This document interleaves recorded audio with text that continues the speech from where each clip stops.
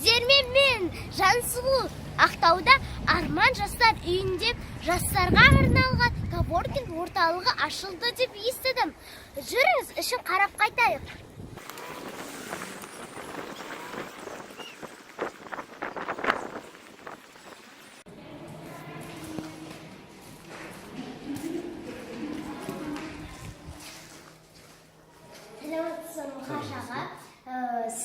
Сізге біз қонаққа келдік. Осы коворкинг орталық туралы айтып беріңізші. Айтып берейін. Қош келдің Жансұлу. Бұл жастарға арналған Арман коворкинг орталығы Маңғыстау облысы әкімінің қолдауымен Маңғыстау облысының жастар ресурстық орталығының басында құрылған жастарға арналған Арман коворкинг орталығы.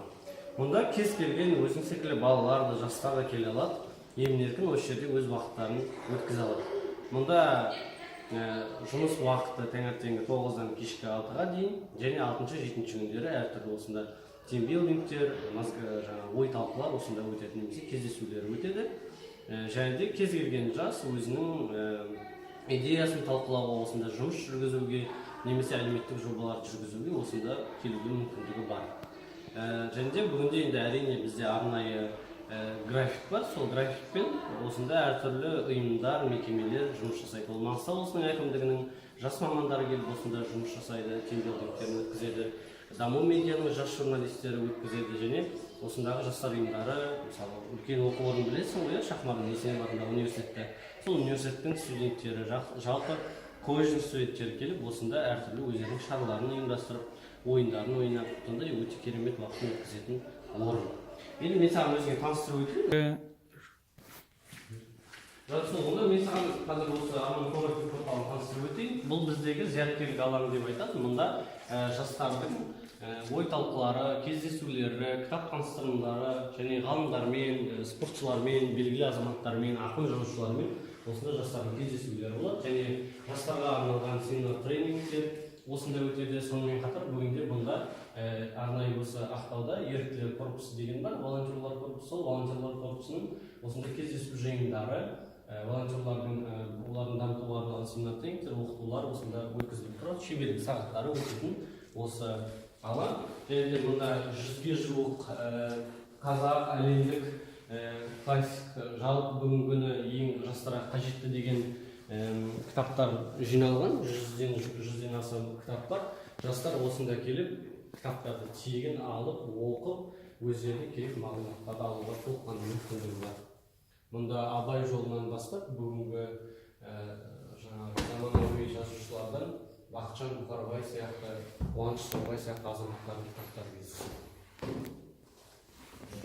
Ал мұндағы біздің екінші алаңымыз бұл еркін алаң. Жастар кітап оқып, семинар тренинг оқудан шыққаннан кейін кішкене ой серпілту үшін, өздерінің тынықтыру үшін осындай еркін алаңға келіп, футбол, мұнда бізде 4 ойын, футбол бар, хоккей бар, теннис бар, шахмат, шашки бар, сондай осында нарды бар деген сияқты, сондай әртүрлі ойындарды осында ойнайды.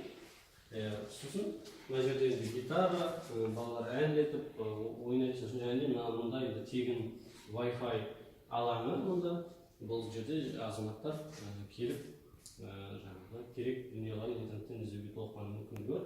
Біз оларға 4 ноутбукты бере аламыз, біздің мүмкіндігіміз бар.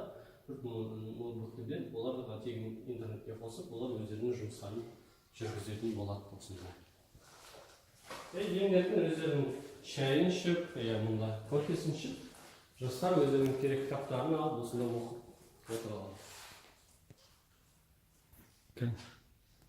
Мұнда жастар өздерінің кітаптарын, сүйікті кітаптарын оқуға мүмкіндігі бар, өздерінің кофе, шайлармен, және де енді өздерінің қазір олардың қолдарына құжаттамалар керек болатын болса, немесе рефераттарын, өзіндік жұмыстарын жасау үшін арнайы принтер бар, сонымен шығарып алуына мүмкіндігі бар. Бұның барлығы тегін, мұнда көрсетілетін барлық қызмет тегін, және осында әлеуметтік әртүрлі жобаларда осында жүзеге асады, пайда болады.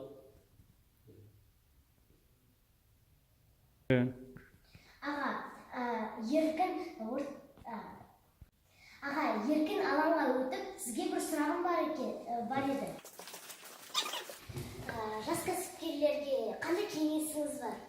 Рахмет. Енді мен жас кәсіпкер емеспін, бірақ мен жастарға кеңес бере аламын. Жастарға білім алуға, білімге құштар болуға және де осындай мемлекет жасап жатқан мүмкіндікті толыққанды қолдануға шақырамын. Бүгінде елде үлкен жастарға арналған жобалар, бағдарламалар жүзеге асып жатыр. Соның барлық игілігін қолдануға шақырамын. Сабақта үздік болуға, өмірде елдің алды болуға шақырамын. Ақыл кеңес, кітаппен дос болыңыздар, бастысы сол. Қажаға, мен сізге құр қол келген жоқпын. Адайдың 5 жүйрігінің бірі Керейұлы Ақтан атамның кітабын сіздің орталығыңызға сыйға тартамын. Бәрекелді, рахмет. Бұл кітап біздің тарихымызды түгендеп, жастарымызға рухани байлық береді деп сенеміз. Сау болыңыздар.